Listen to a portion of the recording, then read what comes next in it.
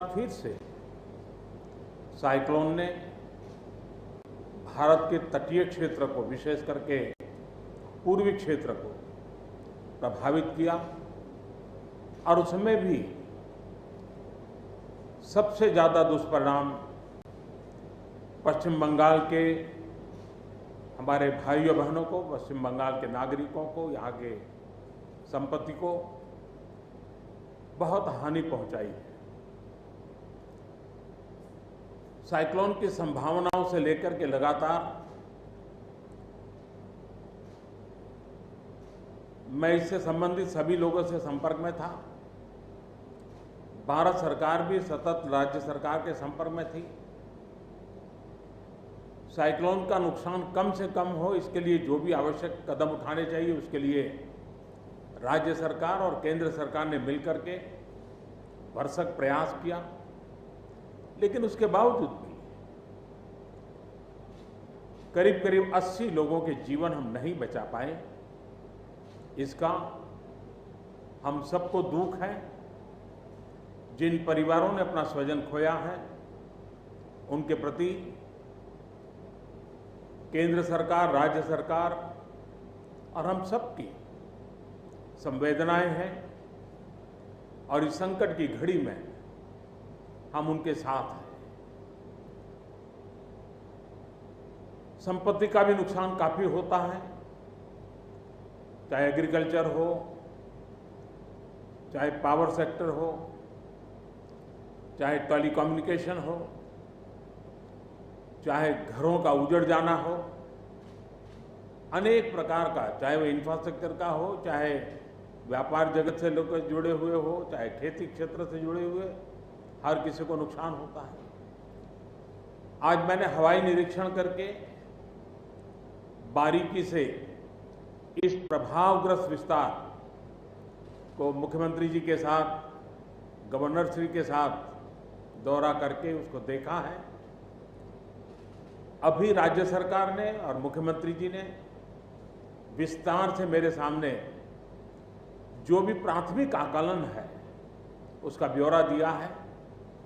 हमने तय किया है कि हो सके उतना जल्द डिटेल में सर्वे हो, कृषि का हो, पावर सेक्टर का हो, टेलीकम्युनिकेशन का हो, घरों की जो स्थिति है, इंफ्रास्ट्रक्चर की जो स्थिति है।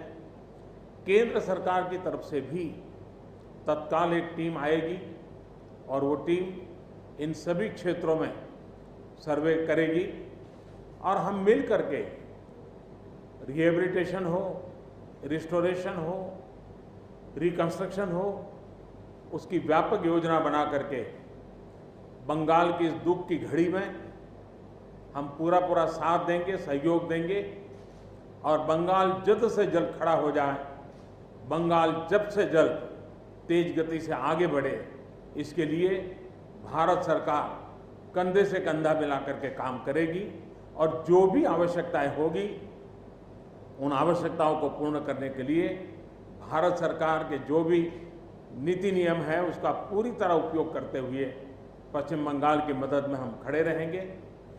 अभी तत्काल जो इस संकट की घड़ी में राज्य सरकार को कठिनाई न हो, इसके लिए एक एडवांस असिस्टेंस के रूप में 1000 करोड़ रुपया भारत सरकार की तरफ से व्यवस्था की जाएगी। साथ साथ जिन परिवारों ने अपने स्वजन खोए हैं उन परिवारों को प्रधानमंत्री राहत कोष से 2 लाख रुपया और जिन लोगों को इंजरी हुई है उनको 50,000 रुपये तक की सहायता देने का भी हम प्रधानमंत्री राहत कोष से करेंगे। पूरी दुनिया एक संकट से जूझ रही है। भारत भी लगातार कोरोना वायरस के खिलाफ लड़ाई लड़ रहा है। कोरोना वायरस की लड़ाई में जीतने का मंत्र और साइक्लोन में जीतने का मंत्र दोनों पूरी तरह एक दूसरे के ऑपोजिट है। कोरोना वायरस से लड़ने का मंत्र है जो जहां है वहीं रहे, जरूरत नहीं हो तब तक घर से बाहर न निकले और जहां भी जाए 2 गज की दूरी बनाए रखे। लेकिन साइक्लोन का मंत्र है कि साइक्लोन आ रहा है, जल्दी से जल्दी सुरक्षित स्थल पर आप शिफ्ट कर जाइए, वहां पर पहुंचने का प्रयास कीजिए, अपना घर खाली कीजिए। यानी दोनों अलग अलग प्रकार की लड़ाइयां एक साथ पश्चिम बंगाल को लड़नी पड़ी है। लेकिन उसके बावजूद भी ममता जी के नेतृत्व में राज्य सरकार ने भरसक प्रयास किया है। भारत सरकार ने भी लगातार उनके साथ रह करके इस संकट की घड़ी में जो भी आवश्यक, जो एडवांस में करने योग्य था, जो उसी समय करने का योग्य था और जो आगे दिनों के करने की आवश्यकता है, उसको भी पूरा करने का हम प्रयास करेंगे।